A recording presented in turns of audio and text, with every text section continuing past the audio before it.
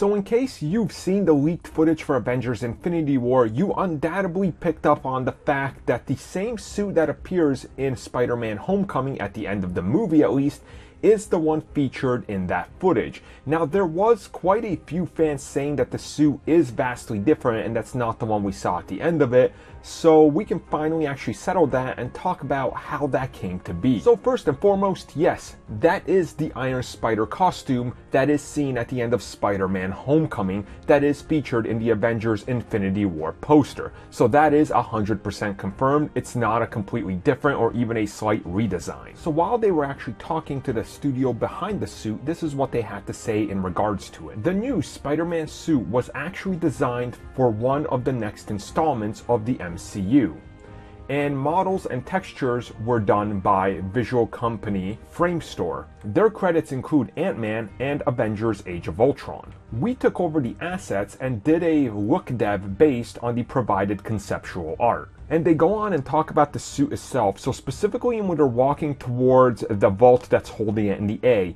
they had a look at that, and essentially they had to design what the inside of it looked like, and from conceptual art they had to go in there and design the suit that they saw and then compare it to the one that's actually appearing in the next movie, which the visual effects studio has already been working on. Now, this actually is very commonplace in Hollywood to see multiple studios working with one thing, or at least one shot. Like, there's multiple studios that will work literally on like a 30-second sequence that includes two characters fighting.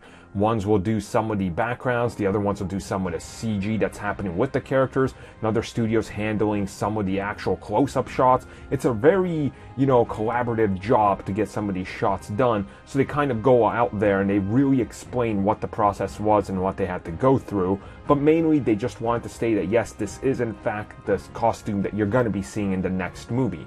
Now, if there is a few variables that are different in it, it's probably because of that direct translation that they actually had to do from conceptual art to what they had to the one that might be appearing in Infinity War. So who knows, the lighter shade of red might appear or something like that. But generally, it's going to look as close as possible without many modifications to go by that. And we actually saw this in a few other costumes that have appeared in the MCU with just slight tweaks here and there, like Captain America the Winter Soldier features the first Avenger costume, but they slightly modified the colors and removed some of the extra lines. So that type of thing happens all the time.